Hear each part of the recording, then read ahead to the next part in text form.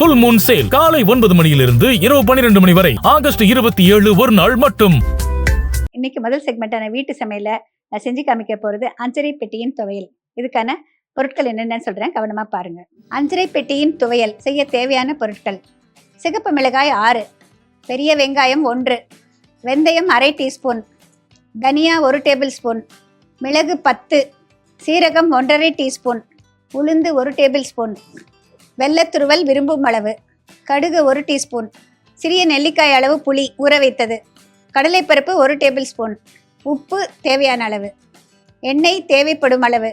அஞ்சரை பெட்டியின் துவையலுக்கு தேவையான இன்க்ரீடியன்ஸ் எல்லாம் பார்த்தாச்சு இல்லைங்களா?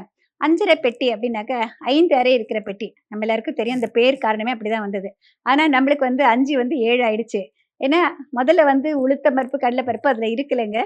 கடுகு, வெந்தயம், சீரகம், தனியா, மிளகு, இந்த மாதிரி தான் 5 விஷயங்கள் தான் மருத்துவ குணம் இருக்கிற நம்ம அஞ்சரை பெட்டியின் சாமான்கள். இது நமக்கு வாதம், பித்தம், கபம், அதை நம்ம உடம்புல இருக்கிற 3 விதமான தோஷங்களையும் சமன் செய்யறதுக்கு இந்த மாதிரி பொருட்கள் மிக மிக முக்கியம். இப்போ இதை பண்ணுறது எப்படின்னு சொல்லிட்டு பார்க்கலாங்க. நான் இது செய்கிறப்பயே உங்களுக்கு பல விஷயங்கள் சொல்கிறேன், ரொம்ப யூஸ்ஃபுல்லாக இருக்கும், பாருங்கள். இப்போ முதல்ல இந்த எண்ணெயில் தேவையான அளவு சிவப்பு மிளகா, வரமிளகா எடுத்துக்கலாம். வரமிளகா வரத்துக்கு முதல்ல நம்ம நாட்டில் மிளகு மட்டும்தான் இருந்ததுங்க.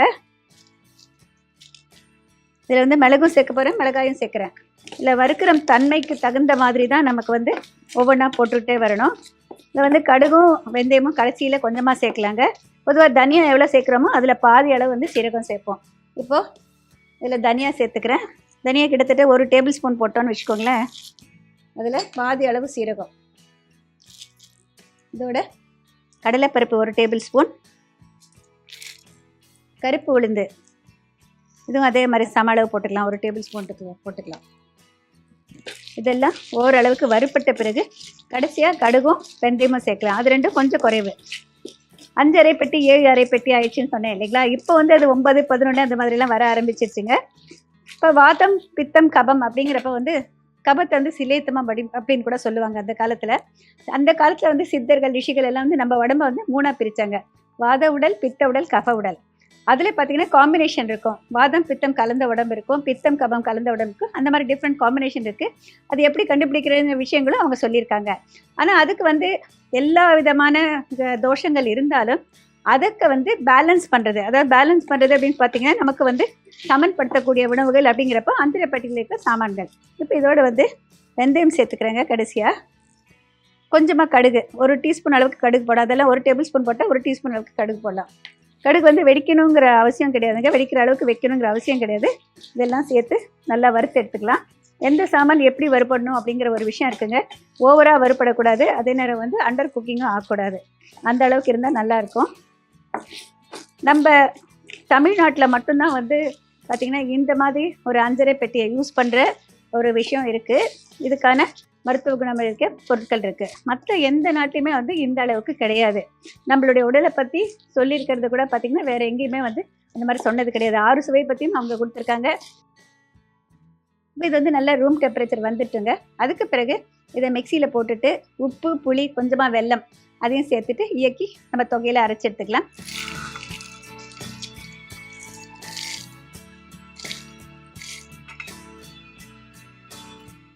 இப்போ இதுக்கு தகுந்த அளவுக்கு உப்பு சேர்த்துக்கலாங்க.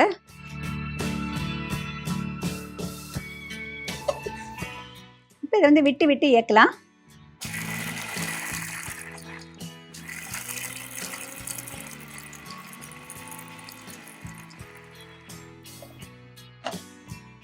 இப்போ இதோட நனைய வச்சிருக்கிற புளி சேர்த்துக்கிறேங்க. கொஞ்சமாக வெல்லம் போட்டுக்கலாம். வெங்காயம் சேர்த்துக்கலாம்.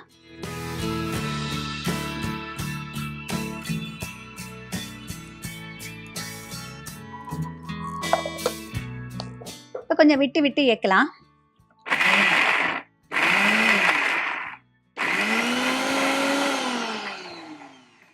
இப்போ இந்த துவையல் ரெடி ஆயிடுச்சுங்க, பார்க்கலாம். பாருங்க, நல்லா கொரப்பாக இருக்குது. இந்த மாதிரி தான் அஞ்சரை பெட்டியின் துவையல்.